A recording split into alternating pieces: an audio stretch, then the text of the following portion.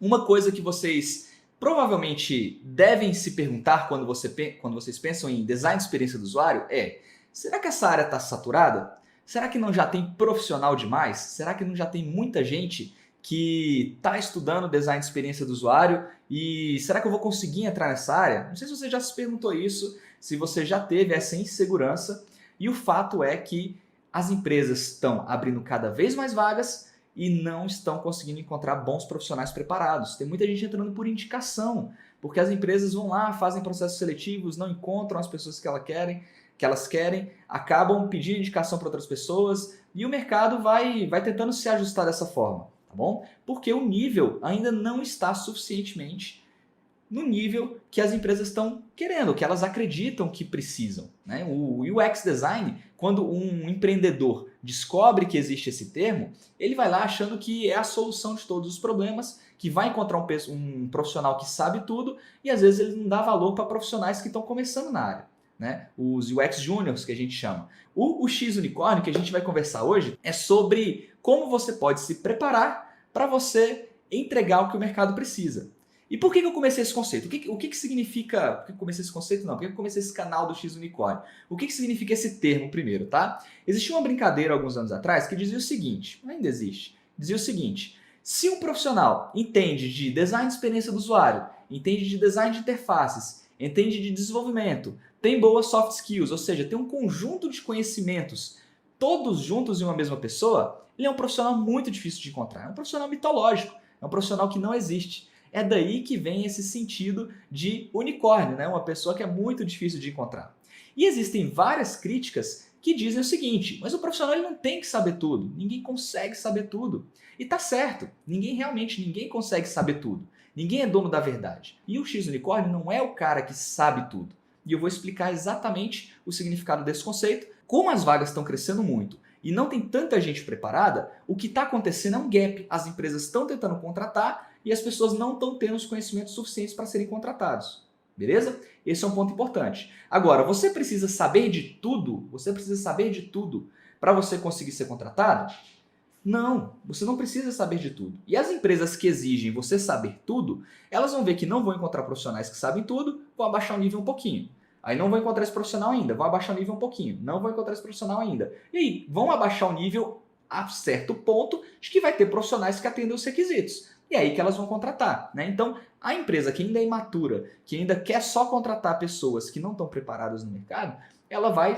É um mercado que se reorganiza, né? Você vai contratar aquela pessoa que está mais preparada. E o conceito de X Unicórnio é exatamente esse. É você ter conhecimentos em diversas áreas para você ser um profissional mais completo. Claro que você não vai ser uma pessoa que sabe tudo. Você é uma pessoa que conhece de muitas áreas, mas você se especializa. Eu sempre digo isso, é importante você ter uma especialização em T, por exemplo. O que é essa especialização em T? Você imagina um T aqui, tá? O que quer dizer isso? Você tem uma sólida base em vários conhecimentos importantes e você se especializa em uma área específica e forma o T, né? Aí fica um Tzinho. Então, quando eu falo que o X Unicórnio é o cara que entende um pouco de tudo, é um cara que sabe conversar, é um bom membro de equipe, é uma pessoa que consegue apoiar alguém que está fazendo uma pesquisa, é alguém que sabe apoiar alguém que está projetando interface, sabe apoiar uma equipe de desenvolvimento que está precisando de recursos, sabe apoiar o gestor do produto a definir um roadmap.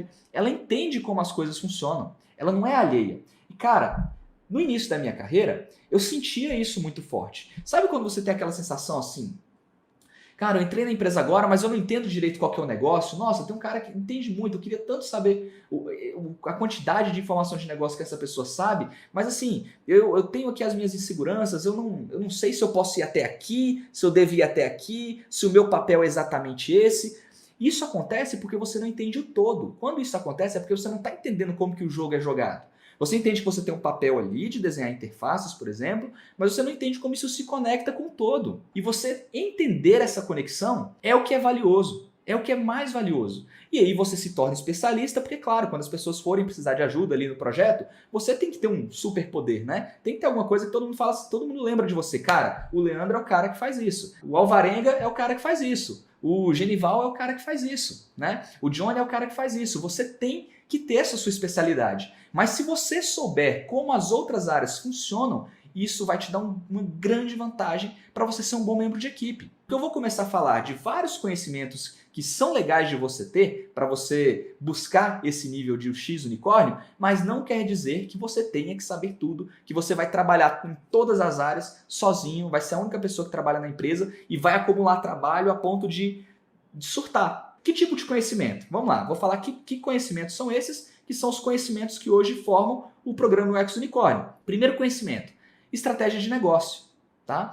Primeiro ponto é você conseguir falar a língua do negócio. Você vai ficar muito mais valorizado na empresa se você mostrar que você consegue entregar valor para ela. Que você não é só a pessoa que cria as telas. Que você não é só aquela pessoa que mexe nos pixels do botão. Você tem que falar de negócio, isso é muito importante, porque aí você vai projetar interfaces melhores. Como é que você vai entender as necessidades do usuário, entregar um bom produto para ele, se você não sabe como a sua empresa funciona? Se você não sabe qual objetivo sua empresa quer atingir? Muita área não entende o objetivo dela, quer criar produtos, mas não sabe nem onde quer chegar. E quando você não sabe o que quer chegar, as chances de você botar todo mundo para trabalhar, correr e ampliar a equipe, e você está correndo para o lado errado, é muito grande. Quando você corre para o lado errado, você não ganha corrida nenhuma, tá? Então, estratégia é isso, você ter um conjunto de conhecimentos, tá? Então, o X Unicórnio ele precisa ter conhecimentos de estratégia. Ele precisa ter um conjunto de conhecimentos que vai ajudar ele a falar sobre negócio, que vai ajudar ele a entender sobre objetivos da empresa. Que conhecimentos que estão aí? Gestão de produto, entender sobre métricas, como definir um objetivo, como medir se aquele objetivo está sendo alcançado, como saber se a performance do produto está boa. Tá? Então, métricas, roadmap de produto é importante, beleza? E isso é entender de estratégia. Tá? Como que o UX Designer pode apoiar o PO, que é o Product Owner no mundo ágil? O Product Owner é aquela pessoa que tem que traduzir as necessidades de negócio em requisitos de produto, para o time de desenvolvimento construir. Tá? Beleza? A gente está falando da parte de estratégia. Quando você vai projetar, tem que ter uma razão para suas decisões de design. Tá? O bom designer, tá? Ele vai ter uma boa argumentação para as decisões de design que ele toma. Se você coloca elementos na tela que você não sabe por que você está colocando, provavelmente é um elemento que não é necessário. Você pode tirar. E é aí que você consegue ir simplificando a sua interface, né? É aí que você consegue ir simplificando a sua interface. Então, se você... Agora, às vezes você tem boas justificativas. E quando você tem boas justificativas, você consegue defender, você consegue mostrar, você consegue argumentar. E se você tem conhecimento ainda da parte de estratégia, de métricas, você argumenta focado no objetivo. Você chega para o stakeholder, olha só, esses planos estão desse jeito porque o seu objetivo é esse. E para atingir esse objetivo, eu estou usando essa estratégia. Aí o cara que ao invés que ia falar só, não gostei desse botão, ele vai falar, estou de acordo com a sua estratégia, ou não estou de acordo com a sua estratégia, muda aqui. Você começa a conversar a língua do negócio, beleza? Então, primeiro ponto, estratégia. Segundo ponto que é importante você entender, design de interfaces, claro. Mas, Leandro, você é pesquisador, eu quero ser UX Researcher, ou eu quero ser UX Writer, eu quero trabalhar com textos. E aí, precisa saber de design de interfaces? De novo, você não precisa ser o super especialista que vai ficar usando o Figma, o Adobe XD, o Sketch o dia inteiro. Você não precisa ser esse cara que vai desenhar as interfaces. Mas você conhecer de todos esses fundamentos de design de interfaces vai te ajudar a tomar decisões melhores. Então, às vezes, você é um pesquisador e você precisa conduzir uma pesquisa, um teste de usabilidade, um teste AB, beleza? Como que você vai fazer esse teste? Como que você vai identificar ali na sua interface uma possível vulnerabilidade, uma possível oportunidade do seu produto?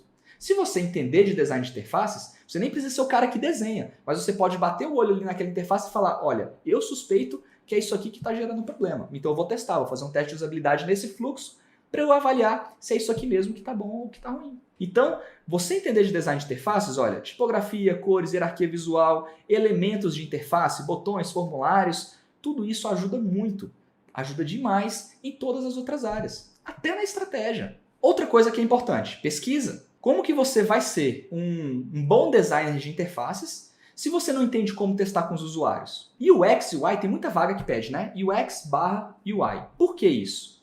É muito difícil de separar, cara. É muito difícil de separar. Para você ser um bom UX designer, você tem que entender os conceitos de interfaces. Senão, como é que você vai projetar uma boa interface? Pelo menos no mundo digital. Para ser um bom designer de experiência do usuário no mundo digital, você vai ter que compreender de interfaces.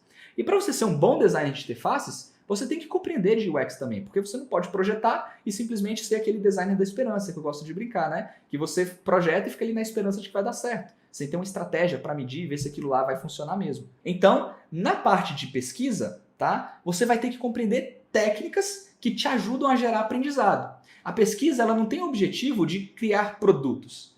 A pesquisa tem o objetivo de gerar aprendizado sobre dúvidas de negócio para ajudar a criar produtos que resolvem problemas. É como se o UX Research fosse aquele cara que acende a luz da sala. Pronto. Antes a gente estava ali no escuro, agora a gente consegue enxergar onde a gente está pisando. Fui lá, pesquisei, beleza? O mercado está assim, o mercado não estava só lá na cabeça do Leandro. É assim que está o mercado. Isso ajuda demais. E você vai ter técnicas que são... Você vai ter técnicas de pesquisas que avaliam comportamentos, que a gente chama de técnicas comportamentais, que é observar como o usuário realmente faz. Então, se você está fazendo um teste de usabilidade e você está vendo o usuário clicando nas coisas ali, é um exemplo de teste comportamental, você vê como o usuário se comporta. Você tem testes atitudinais, que você vai ver como o usuário percebe o mundo, não necessariamente como ele se comporta. Por exemplo, você faz uma entrevista.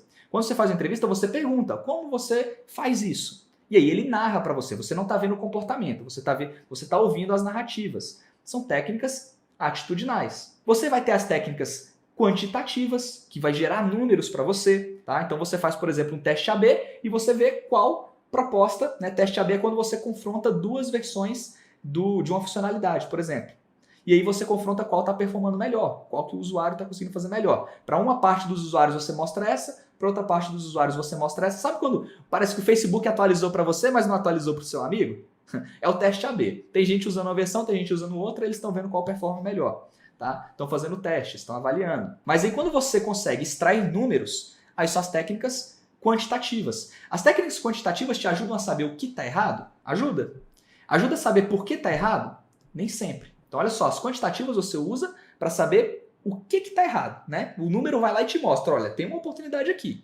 Aí você vai usar as técnicas qualitativas, que não geram números, mas que você consegue aprofundar no porquê. Que você pode ir lá, tentar testar, entrevistar, perguntar para as pessoas, e você vai entender por que está errado e como você pode melhorar. Então, nesse mundo de UX Research, você tem todas essas técnicas, você tem técnicas que você usa com o usuário usando o seu produto, fora do contexto do produto. Tá? Então, esse conjunto de conhecimentos de pesquisa são importantes também. Imagina, você, designer gráfico hoje, está migrando para design de interfaces, você tem esses conhecimentos de pesquisa para saber como você pode avaliar se o seu design está ficando bom. Você tem as técnicas de estratégia para você saber como medir se aquilo realmente está ficando bom. Você não precisa ser o pesquisador do dia a dia, mas olha a diferença que isso faz para você como profissional. E vamos lá, mapeamentos de jornadas é outra parte que é extremamente importante. Que não adianta você simplesmente querer criar produtos, tá? Se você não entende o contexto do seu usuário. Então tem várias formas de você mapear jornadas. Você pode mapear a jornada do seu usuário usando o seu produto. Você pode mapear a jornada do seu usuário sem o seu produto, né? Com o seu produto, sem o seu produto. Né? Qual que é a diferença disso? Quando você mapeia a jornada do usuário com o seu produto, você está vendo ali as oportunidades que você tem naquilo que você construiu. Quando você mapeia a jornada do usuário sem usar o seu produto, você está vendo como ele resolve o problema dele hoje. Você está vendo ali a dor de verdade, como ela acontece. Você está vendo como ele está usando os concorrentes, para na hora de você projetar melhor. Então qual que é certo? Eu fazer a jornada usando o meu produto ou fazer a jornada não usando o meu produto? As duas estão certas, depende do seu propósito, o que você quer aprender. Então se você conhece de mapeamento de jornada, você sabe quando usar cada uma delas. Você tem a parte de UX Writing, que é a parte de você entender sobre escrita para o usuário. E não é sobre escrever bonitinho. Não é sobre escrever bonitinho. Né? Ah, você viu lá o site, por exemplo, do... Qual é um site descoladão aí? Enjoei. Enjoei é um site todo descoladão. Eles usam as palavras todas em letras minúsculas, é super legal a forma como eles escrevem. Mas o UX Writing é sempre escrever descoladão? Não, não é. E o UX Writing é você escrever as palavras que seu usuário entende. É você compreender o vocabulário do usuário. Como você faz isso? Testando com usuários. Dissecando lá uma página, por exemplo, do Google Play, da App Store, entendendo as reclamações, lendo as reclamações, as sugestões de todo mundo, entendendo o vocabulário delas, mapeando os vocabulários, colocando ali numa tag cloud, vendo quais são as palavras mais usadas. Né? Então, ao invés de você poder utilizar, por exemplo, será que eu vou usar o comprar ou será que eu vou usar um adquirir? Você escolhe as palavras com base naquilo que é melhor para o vocabulário do seu usuário. Você compreender de UX Writing é importante também, até para projetar interface. Se você entender um pouquinho de HTML, de CSS, de JavaScript, de como funciona ali a montagem das telas, você vai conseguir projetar interfaces que têm uma visibilidade, que têm uma viabilidade técnica mais simples, que custam mais barato para implementar.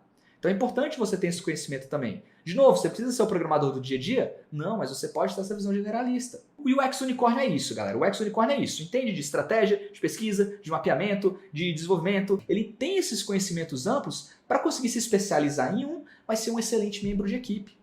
Ele não precisa ser a única pessoa que trabalha na empresa e faz tudo, até porque recurso é limitado. Você vai ter 8 horas do seu dia para trabalhar e se sua empresa quiser que você faça tudo, você não vai conseguir fazer, você vai ter que priorizar. Alguém vai ter que priorizar e vai ter que te dizer, cara, foca mais nessa parte, foca mais nessa parte. Mas você entendendo ali como funciona o todo, você vê várias oportunidades para melhorar o seu produto. Então o X Unicórnio é isso, galera. Não é para te deixar ansioso, te deixar com a síndrome de impostor, te deixar achando que você não sabe nada, tá? O que eu tô querendo te mostrar é que existem vários conhecimentos. É melhor que você saiba que os conhecimentos existem do que ter isso no seu ponto cego. Você tá só olhando aqui e não sabe o que está acontecendo ao seu redor. É importante você ter esse conhecimento.